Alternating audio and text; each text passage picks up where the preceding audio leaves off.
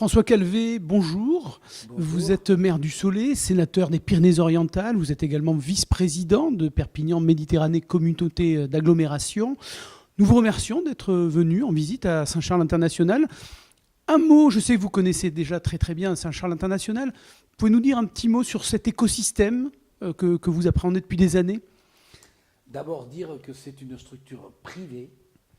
Cette structure privée, ce sont ces chefs d'entreprise qui l'ont créée. Je pense à M. Marquillan. Nous étions dans la salle qui lui est dédiée à Saint-Charles. Une cinquantaine d'années, c'est ça? Je pense maintenant donc à tous ces chefs d'entreprise qui ont été des pionniers et qui n'ont pas eu peur, qui n'ont pas eu peur d'investir.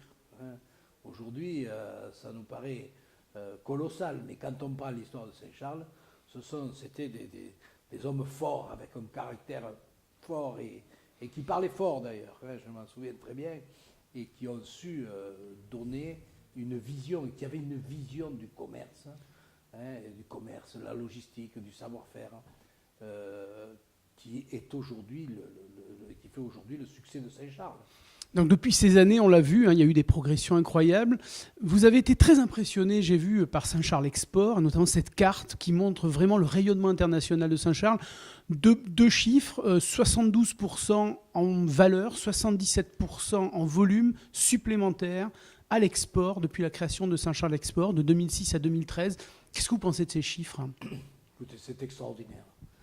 On a compris à Saint-Charles, d'ailleurs, on l'a compris depuis le départ, mais je crois qu'on avait anticipé la mondialisation. Et Saint-Charles Export représente tout à fait ce que nous devons faire, le travail qui est fait dans l'ensemble des pays qu'on a vu sur la carte. Et on voit très bien ces progressions qui profitent aussi à l'agriculture locale, puisque un certain nombre de nos coopératives, et non pas des moindres, font partie de cette structure.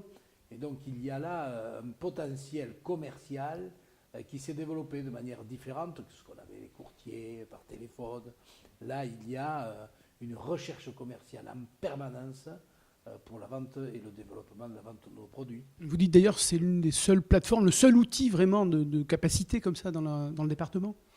Non seulement dans le département, mais au-delà même de notre région.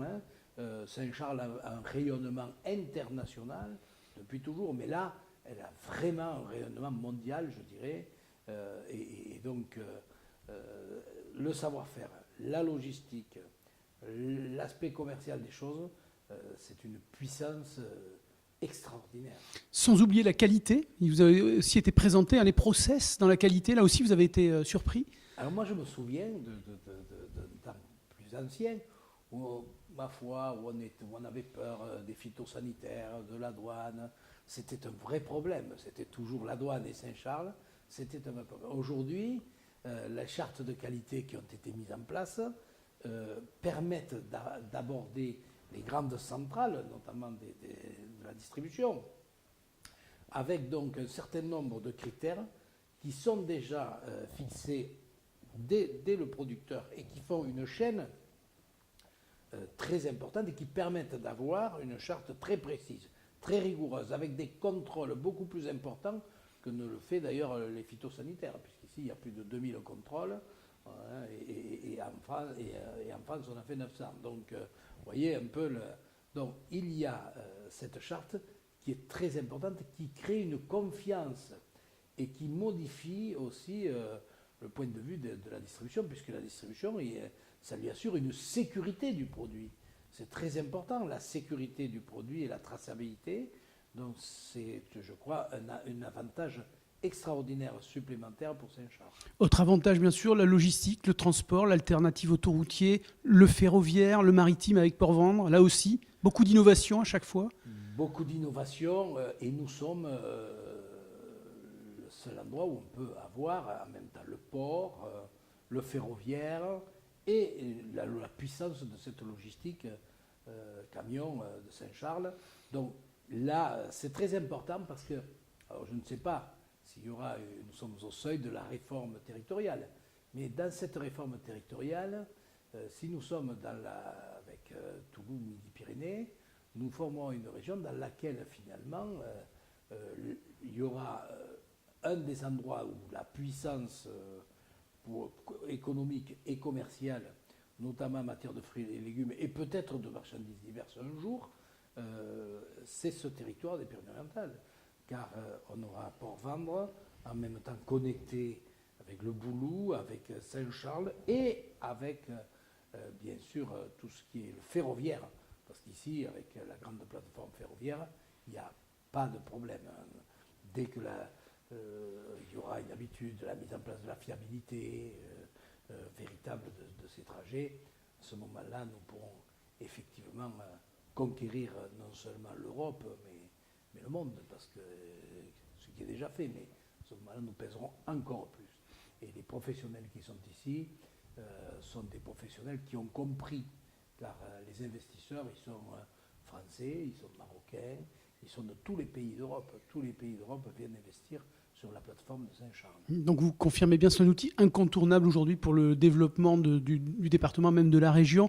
J'imagine que vous allez soutenir la plateforme.